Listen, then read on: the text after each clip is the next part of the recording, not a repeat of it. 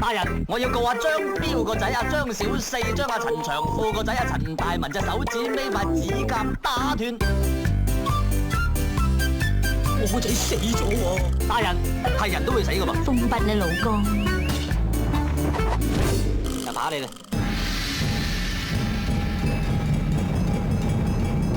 呢個女人嘅老公係俾呢個女人嘅老公嘅大佬同呢個女人老公嘅大佬嘅老婆毒死嘅。好彩呢個女人有個妹仔話俾個女人知，簡直狗屁不通，掌你嘴30萬！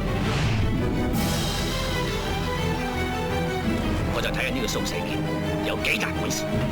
山西布政為咗包庇親妹謀財害命，收買何宇大。佢同二仔綁藏得好緊要啊！咁第日二仔死咗啦！